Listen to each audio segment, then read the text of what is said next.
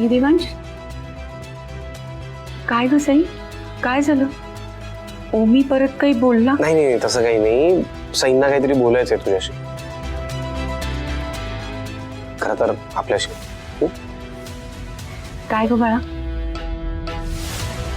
हे काय, तुझे दागिने आहेत ना? हो आई,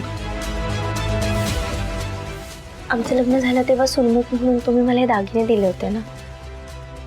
आता ओमीचं लग्न झालंय म्हटल्यावर अंजलीलाही काहीतरी द्यायला हवं ना, म्हणून मी हे दागिने घेऊन आली आहे. नाही सई, हे दागिने मी तुला प्रेमापोटी दिले. यातले दागिने त्या अंजलीला देणं म्हणजे या दागिन्यांचा अपमान आहे. सई सिरियसली, ती अंजली कशी वागते तुमच्या बरोबर आणि तुम्ही हे देवांश, नाही मला माहिती आहे तुम्हाला दोघांनाही माझं म्हणणं नाही पटणार आहे, पण एकदा माझं म्हणणं ऐकून घ्या प्लीज. पहिली गोष्ट म्हणजे अंजली आता आपल्या घरची सून झाली आहे, तिला तिचा मान मिळायला हवा ना. आणि दुसरी गोष्ट म्हणजे ओमी, आपण अंजलीचा स्वीकार नाही केला ना तर ओमीच्या मनातली अडी संपणार नाही कधीच.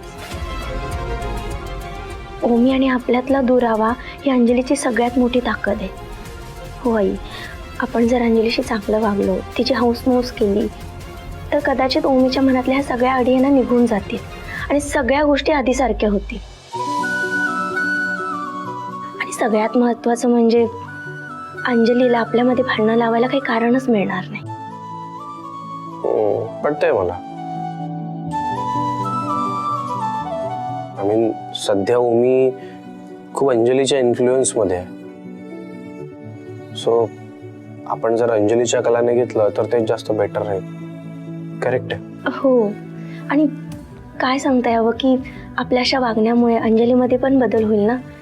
तिच्या मनातला कडवटपणा निघून जाईल आणि ती जर सुधारली तर ओमीचं पण आयुष्य चांगलं होईल ना. खरंच मी नशीबवान म्हणून असा मुलगा आणि सून मला लाभले.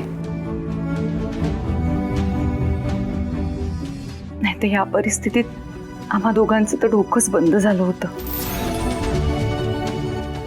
आपलं कुटुंब एकत्र राहावं म्हणून तुम्ही किती प्रयत्न करताय, किती समजूतदार आहात तुम्ही दोघं.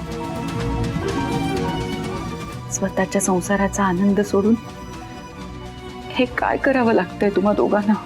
आई, संसारांचा आनंद हा कुटुंबाच्या आनंदामध्येच असतो ना, आणि त्यासाठीच तर प्रयत्न करतोय आपण. मग हेच त्या ओमीला का कळत नाही ग? बघायला गेलं तर देवा आणि ओमी एकत्रच मोठे झाले, पण किती फरक आहे दोघांमध्ये.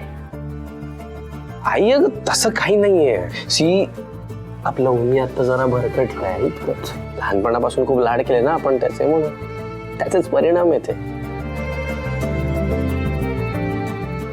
देवांश, सई, मला एक वचन द्या.